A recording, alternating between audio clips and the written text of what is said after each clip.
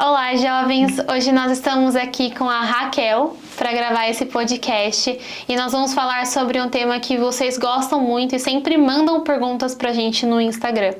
Então, primeiro, para começar, vou pedir para a Raquel se apresentar pra gente. Perfeito, eu sou a Raquel, eu tenho 20 anos, eu sou de Jundiaí, São Paulo, e atualmente eu acabei de terminar minha missão, já fazem 3 semanas. Eu gosto muito de gravar vídeos, gosto muito de criar conteúdo pra internet, essa é a minha paixão. Muito bom, muito obrigada por se apresentar. Então, eu queria saber um pouquinho de você, Raquel, como que foi a sua adaptação da missão de proselitismo para a missão de serviço, como você se sentiu e também onde você serviu, né? Que é importante a gente saber essa informação. Perfeito. Eu servi na missão Argentina Bahia Blanca por uma transferência. E aí eu vim pra casa de novo, fui redesignada para uma missão de serviço por conta de alguns problemas de saúde emocional que eu tive lá. Na verdade, eu nunca até me abri muito sobre esse assunto, mas eu acho muito importante, porque é uma realidade que muitos missionários podem enfrentar, né? Mas na missão eu desenvolvi a síndrome do pânico, né? Os ataques de pânico. E eu comecei a ter isso frequentemente. Então, meu líder, né? Meu presidente de missão, ele ficou bem preocupado por conta do aumento, né? Então, a gente fez alguns testes, a gente tentou trocar eu diário algumas vezes para ver se era alguma coisa em relação a isso, mas eu precisava de um suporte médico, né? Chegou um momento onde estava afetando o meu corpo mesmo, meu físico, e aí eu precisei dessa atenção, né, médica, e então eu fui redesignada para uma missão de serviço para fazer um tratamento aqui, em casa, né, perto dos meus pais. E como que foi para você ter voltado e ter sido redesignada para uma missão de serviço? Foi extremamente desafiador. No começo eu me sentia muito perdida, porque quando você envia os seus chamados, né, você espera ser chamada para uma missão de proselitismo no qual você vai ficar até o fim, né? E foi bem assim comigo, né? Eu realmente sentia como se eu tivesse falhado na minha missão. E foi muito triste para mim no começo, né? Voltar mais cedo.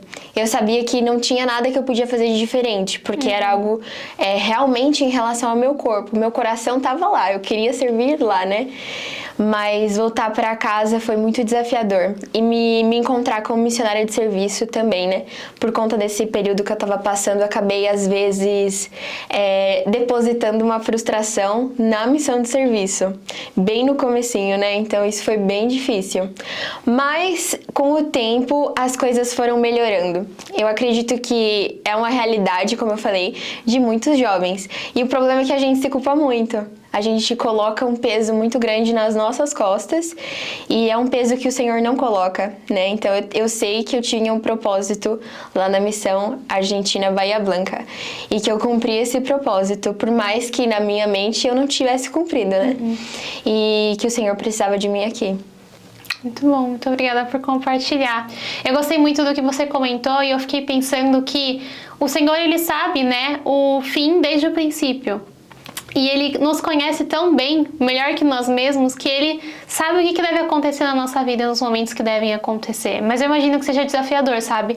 Eu não consigo imaginar eu, Júlia, servindo na Argentina, em Buenos Aires, como missionária de proselitismo, sendo chamada como missionária de serviço. Até porque, se não tinha muita informação até, sei lá, ano passado, imagina na época que eu servi, né? Aquelas bem velhas.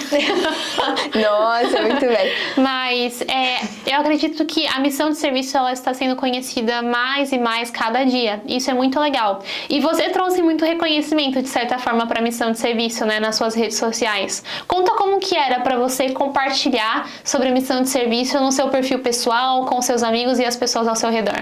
Perfeito. Eu amei isso que você falou, né, a respeito de voltar para casa e ter que se adaptar para uma nova realidade. Eu acho que, como você falou, pela falta de informação, isso se tornou um desafio, né, para mim. E imagina, né, há um ano atrás, quando eu voltei, 1 ano e meio atrás, na verdade, praticamente, eu tive muitas dificuldades de encontrar informação sobre a missão de serviço. Mas não foi com esse intuito que eu comecei a criar os vídeos.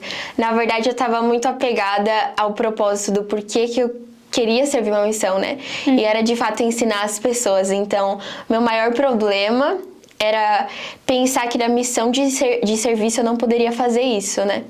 Então eu comecei a lembrar de que eu ainda podia ensinar as pessoas. E eu pensei, o que eu faço? Porque a missão de serviço, ela passa por diversas mudanças ao longo do tempo. Ela tá sempre em constante revelação, assim como a igreja, né? E lá no começo a gente não podia sair com os missionários de proselitismo, quando eu cheguei, e se apresentar como missionária. Então isso me deixava muito frustrada, porque eu pensava, e agora? Como é que eu vou conseguir fazer parte dessa obra, né? Então eu comecei a fazer meus vídeos com esse intuito, o intuito de realmente poder ensinar as pessoas um pouco sobre o meu estudo do Evangelho, né? Que eu tinha a oportunidade de fazer o estudo pessoal das Escrituras como missionária, ainda em casa, e aí através desse estudo eu transformava os conteúdos em vídeos, né? Primeiro eu falei com o meu presidente, eu lembro disso, porque eu não sabia se podia. Como havia essa limitação, né, de a gente ensinar com a plaqueta e tudo, eu queria perguntar pra ele em específico se ele achava que seria uma boa ideia, e ele falou que sim, né? Então foi o meu primeiro apoio. Eu lembro que ele conversou comigo sobre isso ser uma vontade dele, na verdade, né? Ele queria que eu fizesse isso pra que eu pudesse também ensinar as pessoas a respeito da missão de serviço. Então eu fico muito feliz, porque foi gratificante, assim, todo o processo. Eu sei que muitas pessoas foram alcançadas através do trabalho que eu fiz nas redes sociais, e a missão de serviço se tornou um pouco mais conhecida, né? Ainda temos vários missionários de serviço agora que estão entrando nesse meio, então a projeção é muito grande para que isso continue, né? Mas é bom saber que não é mais como antigamente, porque antes existia acho que até hoje existe um grande preconceito dos membros, né, em relação a voltar mais cedo da missão ou ser um missionário de serviço, por falta de entendimento mesmo, né? Acho que a falta de conhecimento é algo que estabelece o preconceito nas pessoas, né? Porque, por exemplo, eu já ouvi muitas vezes falar, nossa, você viu aquele jovem que voltou mais cedo, agora ele é missionário de serviço, deve ser um castigo, né? Eu já ouvi muito isso, mas eu fico muito feliz que, de alguma forma, a gente está trazendo mais visibilidade para isso, e é por isso que a gente sempre faz podcast aqui sobre a missão de serviço e outras formas de servir que existem também. Mas eu queria saber também um pouquinho sobre quais são as principais diferenças que você notou entre uma missão de proselitismo e uma missão de serviço. As principais diferenças, eu acredito que, além da informação, né, existem muitas informações disponíveis a respeito de uma missão de proselitismo, que não existem tantas, assim, a respeito da missão de serviço, mas também o apoio dos membros, né, no geral. Eu acho que isso era um desafio para mim, como a gente acabou de comentar. Porque eu tinha muito medo do que eles iam pensar de mim, sabe? Se eles iam pensar que eu voltei, sei lá, porque eu não fui uma missionária boa, ou realmente se eu fosse julgada mesmo por não ter resistido mais, né? Porque a gente sabe que missionários enfrentam desafios na missão. A gente envia o chamado já sabendo disso, né? Então eu me perguntava muito se eu tinha sido forte o suficiente. Acho que o inimigo colocava muito isso na minha cabeça quando eu voltei. Você podia ter aguentado mais, você podia ter ficado mais. E com o tempo eu percebi que isso não vinha de Deus, né? Então eu acho que essa é uma grande diferença a respeito do apoio que os membros dão para os missionários de serviço. E eles precisam dar, né? Porque a gente tá realmente se doando da mesma maneira, nos mesmos... como posso falar? Nos mesmos termos, né? Então, acho isso muito, muito importante. E uma outra diferença é em relação às atividades. O que um missionário de serviço pode fazer e o que um missionário de proselitismo pode fazer, né? Existe uma grande diferença em relação a isso. Com certeza. E essa é uma dúvida muito grande dos jovens, então se você puder falar um pouquinho sobre isso. Perfeito. Eu gosto bastante da parte de que nós não temos um companheiro de fato, essa é uma das diferenças, mas nós possuímos o dom do Espírito Santo e ele nos ajuda a ter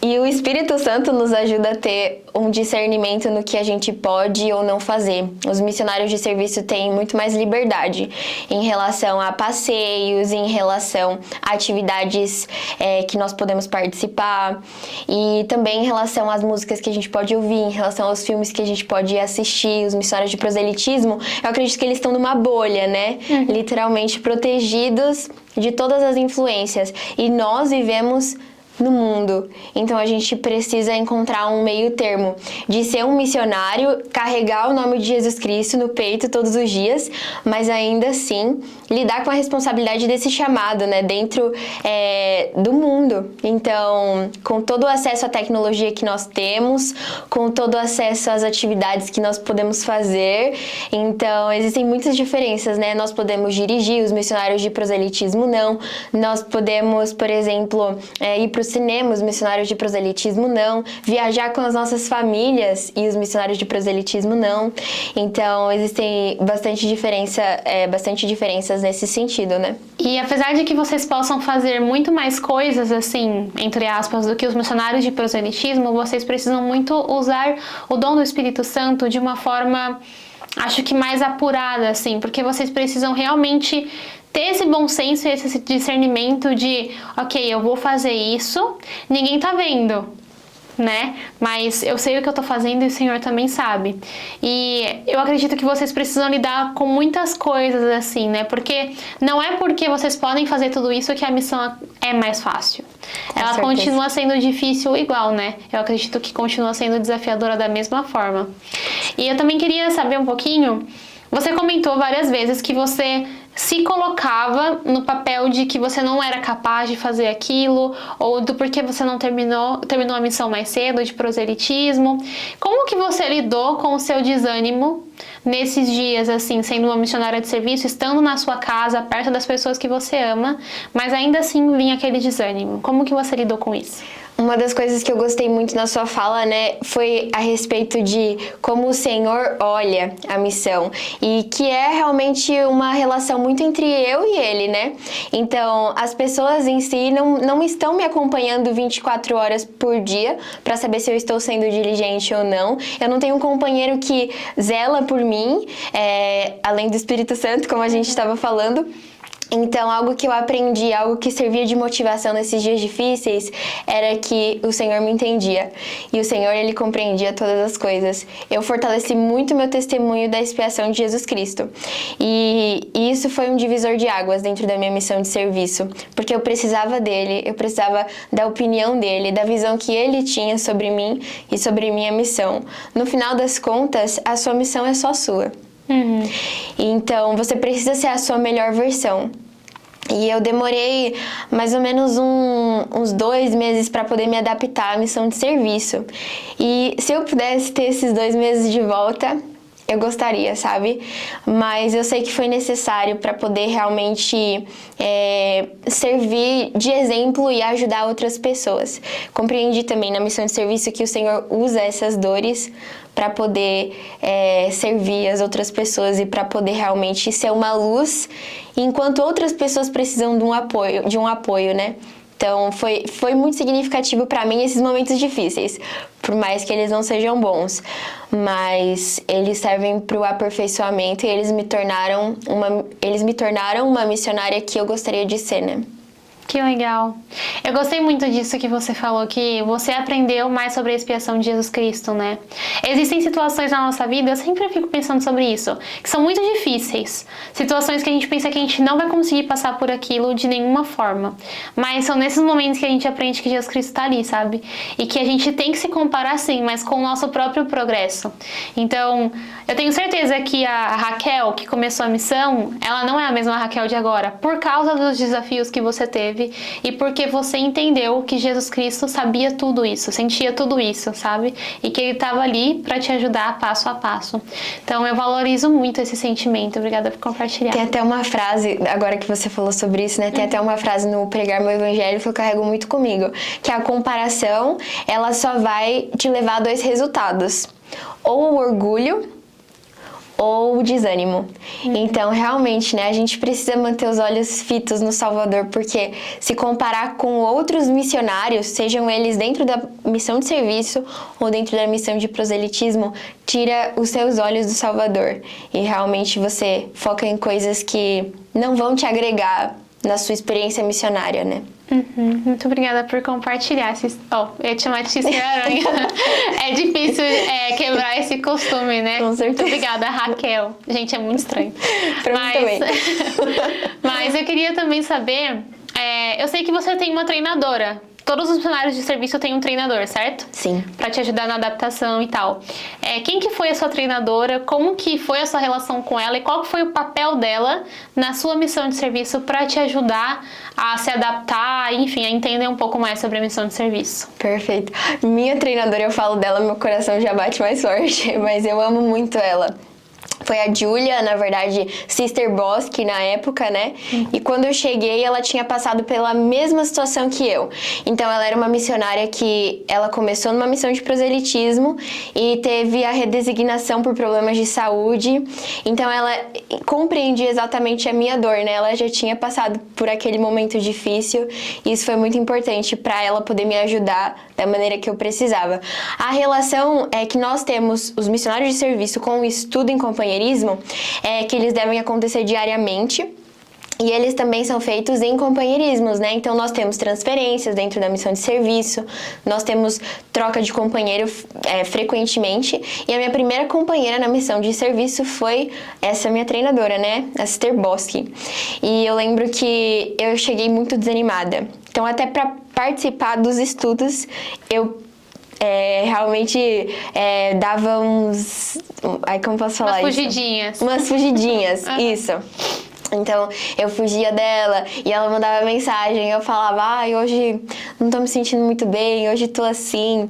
E ela foi muito paciente, ela me ensinou muito sobre a determinação. Só que chegou um momento que ela realmente precisou conversar comigo, né? Então, a gente marcou um estudo e eu lembro que a gente leu um artigo na Liahona, que era missionários de serviço, edificando o reino por meio do amor e do serviço. E foi um artigo cirúrgico, né? Então, nesse estudo em companheirismo, ela falou que eu nunca seria capaz de amar a missão de serviço se eu não fizesse a minha parte e se eu não começasse a trabalhar.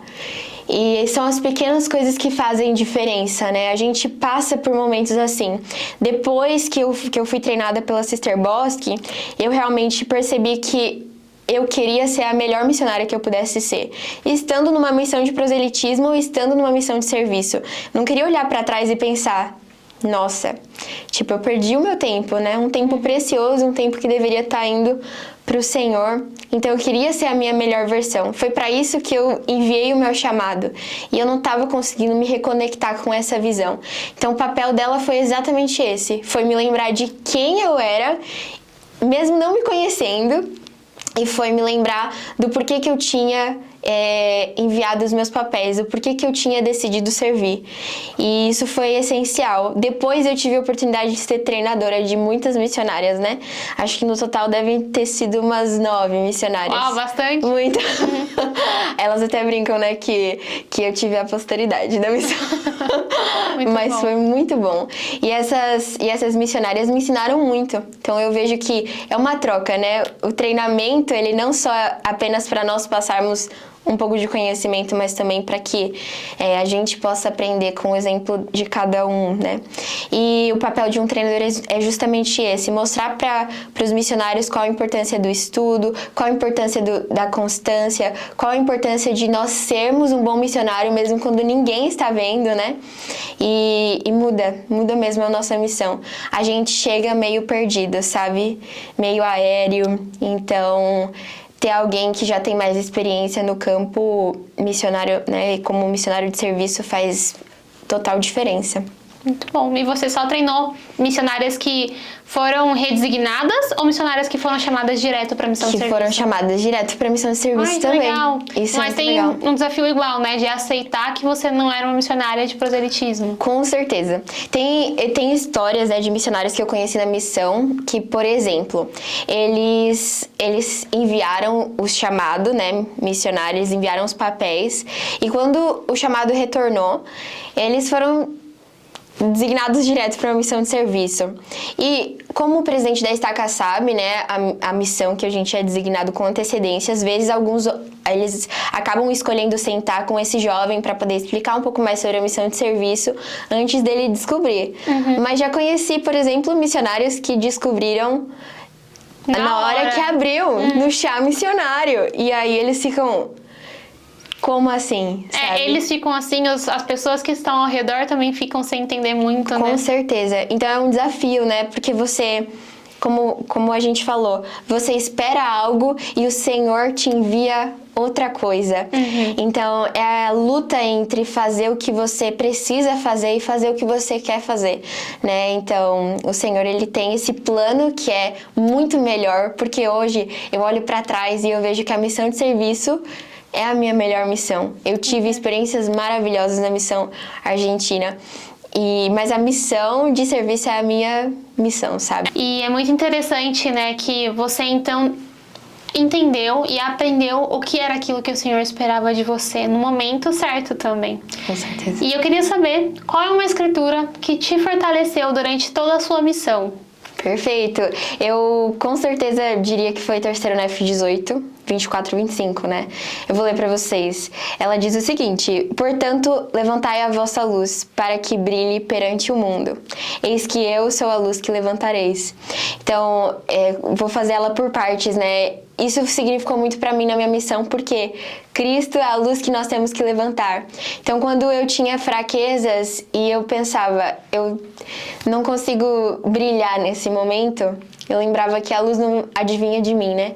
Então eu precisava estar mais próxima de Jesus Cristo. Nesses momentos difíceis, essa escritura me lembrava que eu precisava levantar a luz do Salvador. Então, até quando o meu brilho não era confiável, o dele era, né? Ele era constante. É aquela luz que a gente quer seguir, aquela luz que a gente recebe consolo por meio disso, né? Então, isso me motivou muito. E quando eu me sentia perdida, né? O que eu tinha que fazer, a Escritura continua falando: aquilo que me vistes fazer, né? Eu devo fazer isso, aquilo que me vistes fazer. Eis que viste que eu orei ao Pai, e vós todos testemunhastes, e viste que eu mandei que nenhum de vós se afastasse, mas ordenei que viesseis a mim, para que viesseis e sentisseis, e da mesma forma fareis ao mundo. Então isso me lembrava muito sobre o propósito da missão de serviço, né? Que nós temos que ministrar como o Salvador fazia, um por um. E como a gente faz isso, né? Realmente entendendo e conhecendo o Salvador. É por isso que os estudos dentro da missão, eles são tão poderosos, né? Acredito que todos os missionários têm experiências muito espirituais com o estudo das Escrituras. Porque a gente realmente conhece a Cristo por meio das Escrituras. É a maneira como o Senhor fala com a gente. E eu me sentia mais brilhante, eu me sentia mais preparada para poder realmente ser uma missionária e enfrentar todos os desafios que eu tinha que enfrentar com mais força, sabe? Muito linda essa escritura. Já li ela várias vezes, mas assim, nesse contexto ela é muito bonita. Eu gostei muito de relembrar um pouquinho mais sobre ela. Recentemente eu escutei e li, estudei, né, o propósito missionário da missão de serviço. É bem grande, difícil de memorizar, mas é muito bonito. Então, se vocês tiverem a oportunidade de ler também, eu acho muito importante. E, de certa forma, a missão de serviço, ela também te prepara para a vida de diversas formas diferentes, né? Sim. Como que você sente que a missão de serviço te preparou para a sua vida? O padrão que nós seguimos dentro de uma missão, ele deve ser o padrão que nós seguimos dentro da nossa vida. Então, tem muitas pessoas que se sentem perdidas no final porque elas pensam: e agora? Agora eu vou ter que ser uma pessoa totalmente diferente, né? Agora eu vou ter que voltar a ser quem eu era. E isso é completamente errado, né? Então, isso foi uma das coisas que eu precisei entender quando eu terminei a minha missão. Quem eu sou agora, sem ser essa ser aranha? E então eu penso muito nisso. A missão de serviço, ela me preparou porque eu seguia os padrões que o Senhor espera que eu siga ainda pelo resto da minha vida. Ela me ensinou a viver esses padrões diariamente. E atualmente eu tenho essas metas de poder ser uma missionária eternamente, né? Eu não carrego mais a plaqueta comigo, mas eu carrego ela estampada no meu coração. Bom, enquanto você estava comentando, eu até lembrei de um discurso que eu li durante a minha missão e que mudou minha perspectiva. Meu presidente de missão, ele sempre dava um discurso pra gente ler por transferência para fazer entrevista com ele. E ele falava, pedia pra gente estudar e perguntava o que a gente sentia que a gente tinha que mudar na nossa conduta missionária para ser mais como o Salvador esperava de acordo com aquele discurso. E às vezes quando ele falava isso e eu li, eu sentia que ele sabia exatamente onde eu estava pecando, sabe? Era muito engraçado. Mas essa parte do discurso, ela chamou muito minha atenção e ela me acompanha por toda a minha vida. Eu vou ler aqui. É um discurso em espanhol, se chama Como Chegar a Ser um Missionário Consagrado, e é do irmão Ted Callister. E ele relata quando ele era presidente de missão, ele teve diversas situações com vários missionários, e o missionário, ele estava lutando muito em relação à obediência, ele não conseguia ser exatamente obediente. Então, esse presidente fez uma entrevista com ele, e o missionário perguntou impaciente para ele, tá, o que você quer que eu faça, né? E aí, ele falou assim, você perdeu o ponto, não é o que você quer fazer. E aí ele fala que houve um momento de silêncio e tal, e ele continuou. Você não está apenas me pedindo para mudar o meu comportamento, você está me pedindo para mudar a minha natureza. O Helder retrucou ele, né? Como assim? O que você quer que eu faça? Eu tenho que mudar a minha natureza? E aí ele explica que a fim de se tornar um missionário consagrado, ou uma pessoa consagrada, né, por toda a sua vida, alguns poderiam ser mais exigentes na sua obediência. Não porque eles têm que ser, mas porque querem. Aqui nesse discurso ele relata sobre isso, né? Em português eu não achei, mas em espanhol ele dá um exemplo de quando você é missionário. Ele fala, se você acorda cedo pela manhã porque o seu companheiro tá fazendo, você tá mudando o seu comportamento. Mas se você acorda cedo, mesmo sabendo que o seu companheiro não acordou porque você sabe que você tem que acordar, você mudou a sua natureza. E ele fala, se você estuda as escrituras só porque o seu companheiro tá estudando, é só o seu comportamento que mudou. Mas se você estuda porque você quer fazer, você já mudou a sua natureza. Então, eu acredito que é mais ou menos isso que aconteceu com você, né? E que deve acontecer com os jovens e às vezes eles não entendem durante a missão. Nossa, até arrepiei. É muito lindo, eu amo esse discurso. Que você não precisa mudar o seu comportamento durante a missão. Ah, eu quero chorar. Você precisa mudar a sua natureza. E quando eu entendi isso, eu realmente me tornei uma discípula de Jesus Cristo. E eu entendi que a minha missão não acabava quando eu fosse... Ai. Eu sempre choro. A minha missão, ela não acabava quando eu fosse desobrigada, sabe?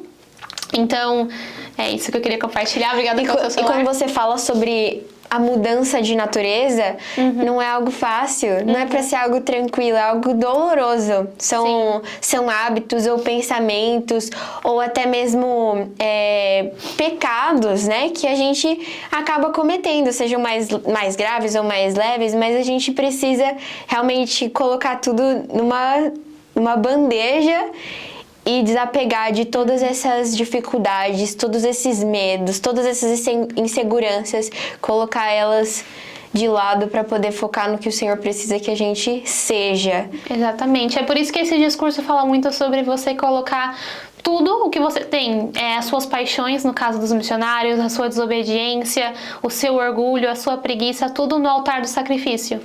Porque é só fazendo isso que você vai se tornar quem você precisa ser. Seja você um missionário ou seja você um membro que está se esforçando por ser mais como Jesus Cristo, sabe? Então isso que você falou me lembrou esse discurso e muito obrigada por ter me lembrado dele. Eu descobri que eu tenho que voltar a ler ele agora, mas ele é muito bom. E falando um pouquinho mais sobre mudar a natureza e sobre a sua adaptação, como que está sendo para você agora? Você falou no começo do podcast, né, que você atualmente não é mais uma missionária. E como que está sendo esse processo para você, nesse momento, não ser uma missionária? Eu acredito que quando eu cheguei realmente na entrevista de desobrigação, né, com o conselheiro da estaca, eu me vi naquele momento, de fato, né? Tava sendo tudo muito aéreo até chegar o momento de... agora você não é mais, né? Ai, deu vontade de chorar. Tá tudo bem. Mas a gente precisa retomar e reaprender. É quase como se eu tivesse chegando na minha missão mais uma vez, sabe? Aquele medo, a insegurança, é você saber muito bem as coisas que você precisava fazer e agora não ter uma visão completa de todas as coisas, né? Então essa é a parte difícil de terminar a missão. É você ter que se conhecer novamente. Eu tinha uma visão que eu digo que é errada, né? De que a Sister Aranha é uma pessoa separada da Raquel. E isso foi muito difícil, porque eu sentia que era uma despedida da Sister Aranha, né?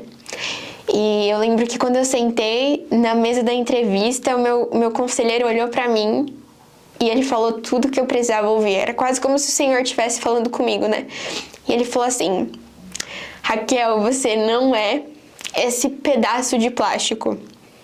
E aquilo era exatamente o que eu precisava, porque eu entendi que tudo que eu tinha feito dentro da minha missão, a pessoa que eu tinha me tornado, a missionária que eu tinha me tornado, fazia parte de mim. Eu era aquela pessoa. Então, eu precisei me agarrar nesse conhecimento para poder ser forte. Porque não é fácil, né? Eu sei que nós, missionários de serviço, vivemos na casa dos nossos pais, estamos na mesma aula que a gente frequentava antes, e por um lado isso é muito bom, né? Nos ajuda a realmente ter uma rede de apoio maior. E eu precisava entender que a minha missão, ela tinha acabado, mas para uma nova missão acontecer, para um novo objetivo começar, né? Então, foi difícil, não foi fácil. Assim como voltar da Argentina não foi fácil. Assim como enviar o chamado não foi fácil. Tudo que o Senhor precisa que nós façamos exige sacrifício, né? E até mesmo deixar a missão. Eu estava conversando um pouquinho sobre isso com alguns instrutores, né? Dentro do CTM. Aquele prédio é maravilhoso.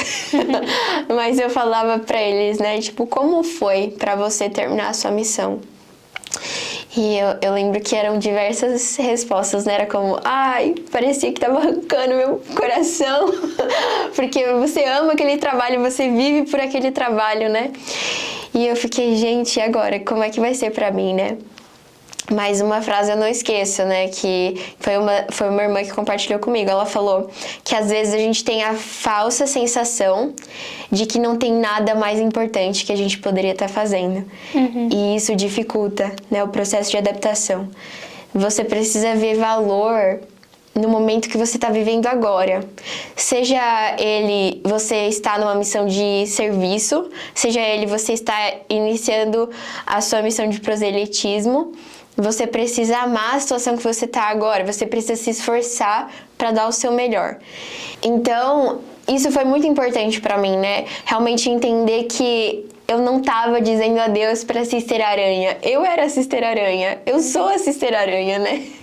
E isso é muito lindo, assim, saber que toda a jornada que eu tive dentro da missão, ela não está isolada, né? Às vezes a gente tem medo, ai, será que eu vou compartilhar muito sobre a minha missão agora que acabou? Será que as pessoas vão achar que eu tô presa ainda nessa época, né? Não é assim, a missão faz parte de você, a sua missão faz parte de quem você se tornou, né? E é um momento consagrado. Eu lembro que eu tive a oportunidade de sentar com o meu presidente de missão, o presidente Harker, né? Que atualmente as missões, elas juntaram, né? Então a missão de serviço, ela agora faz parte da missão de proselitismo da região que você vive. E eu sentada com o presidente Harker, a gente falou bastante sobre essa mudança, né? Sobre o que o Senhor esperava de mim agora, né? Junto com os outros missionários que estavam encerrando a missão também. E aí ele me falou que agora o Senhor esperava que eu continuasse, né, a fazer coisas importantes, a tomar decisões importantes. Mas ele falou que para ele as duas decisões mais importantes da vida dele foram a missão e o casamento. Essas são as duas mais importantes escolhas, né? Então eu sou feliz por ter decidido servir uma missão, mesmo as circunstâncias não terem sido perfeitas, né?